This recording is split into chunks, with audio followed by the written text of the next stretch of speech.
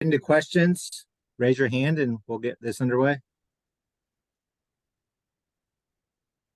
First question, Fran, is from Mike Kloss.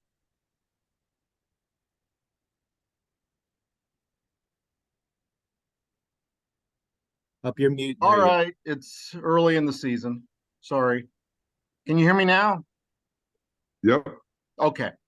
Fran, Greg McDermott's had sustained success over there. From where you sit, what has he done to have that program so solid for so long? Well, I think it starts with a number of different things. They have it starts with him. He obviously knows what he's doing. He's really good. Been good for a long time. So, it's a good place to start with a great coach, but the fan base is engaged. They get 17,000 every night. They're in a great league, very competitive basketball league with great interest, with a great TV package. And he's got a terrific staff, really good guys working for him. And, I think his culture is exactly what you want if you're at a place that aspires to be great like Creighton. Next question is from Tyler Tashman. Fran, I hope you're doing well. Riley Mulvey wasn't in uniform on Friday. I was wondering if you could just provide an update on his status. Yeah, we're going to redshirt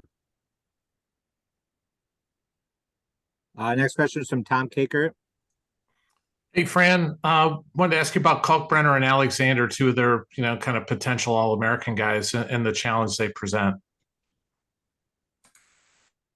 Well, they're both obviously really good, but they're veteran guys too, so they understand the moment. They can make plays at crunch time, both offensively and defensively. I think they play both ends.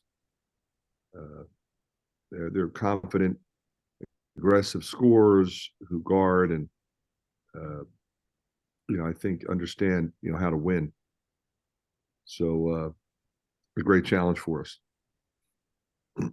Next question is from Chad Leistico. Hey, good morning, Fran.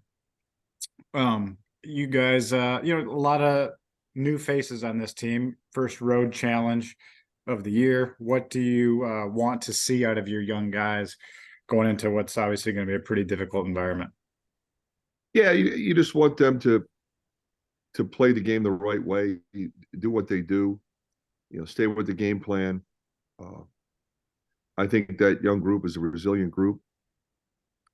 They have to understand that, it's okay, to make a mistake, come back from it. They've shown the ability to do that, both in high school and, so far in the games we've played and scrimmages and so forth. So, it's part of the growth process. I'm going to play them all. I'm going to play them all, a fair amount. So I'm kind of excited for them. Next question is from Elliot Clough. There we go. Good morning, Fran. So going into this game after 3 contests against Division II and then a couple mid-major, low-major programs on the road against Creighton on a Tuesday, is the preparation any different going into this one? No, we take every team the same way. It's our next opponent, and they present different challenges. They're all Division I players. They're all on full scholarship. I thought the games we played so far, going back to the scrimmage, really well-coached teams.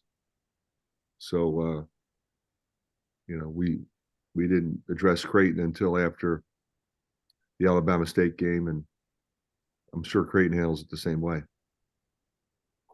Tyler? When guarding ball screen action, it seemed like Ben was mostly like hard hedging. Just curious about the logic behind that, and if you foresee being able to switch on the perimeter in those ball screen actions with him. We'll switch sometimes. We'll hedge sometimes. We'll flat shadow sometimes. We'll trap sometimes. we'll do all of that. Chad, Yeah, it's a pretty great stab between Brock Harding, Desante Bowen, and Josh Dix. I think you're 28-5 assist to turnover ratio. I guess how proud are you of what they've been able to do so far in terms of, distributing and not turning it over, which is obviously key for your offense. Absolutely, Chad. Yeah, I'm very proud of those guys. They've worked very hard.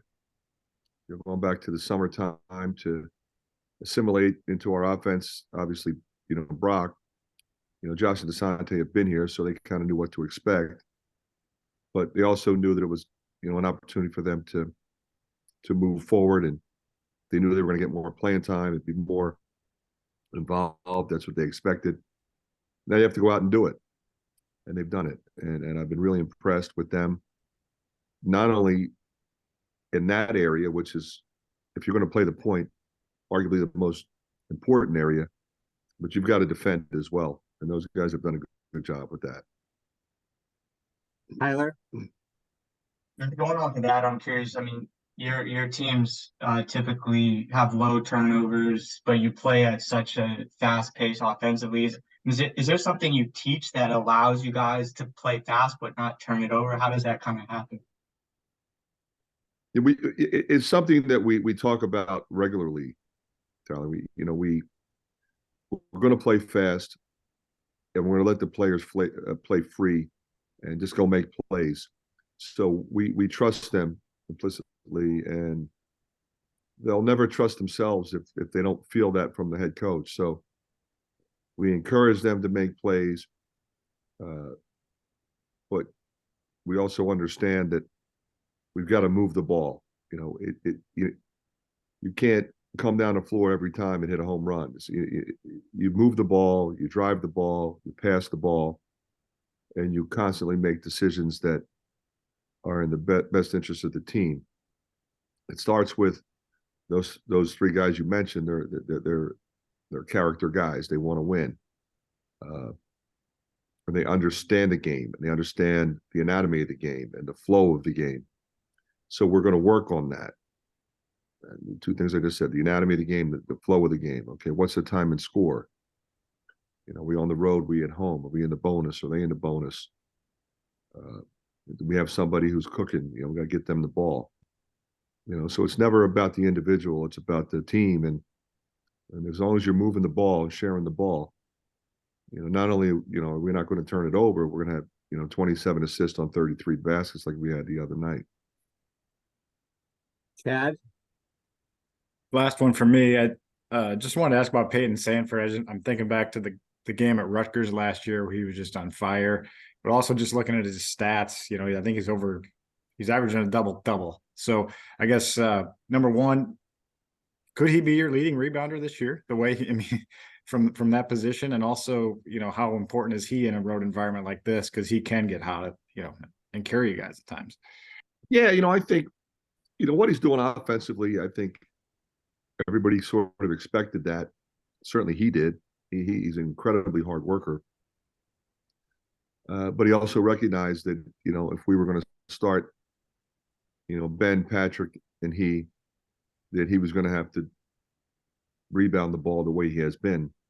It's really been impressive, Chad. You're right. I mean, he goes to the glass offensively, and he keeps balls alive that maybe he can't even get to that impact the game.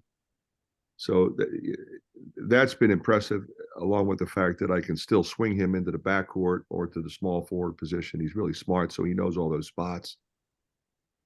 Just an incredible weapon.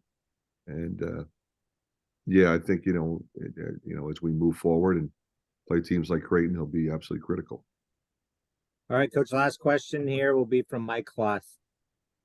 Fran, especially against a team like Creighton that shoots the three so well, what is the key for your team to play good three-point defense? Well, Mike, it's total engagement. You can't relax off the ball ever. You got to guard the ball initially, and there's going to be ball screen action. They run really good stuff, whether it be to get jumpers for guys or to get low post action for the big fellow. they've got a really good plan when they come down the floor. So it's 5 guys working together collectively and understanding that, it's okay, it's not necessarily my job to stop this guy this time. We have to try to stop them because they spread it around. I mean, you don't know who's going to be the leading scorer on any given day. They got a lot of guys that could be that person. Especially since the guys they brought in from last year, and the guys they have back. But even the guys off the bench, they can all score. So you got to really communicate, and you really have to be together, because when you're in a road environment and it's loud, it's just you 5 guys out there that have to understand, okay, what actions are coming. You may or may not get a play call, and even then it might be a counter. So it's not like you're worried about that.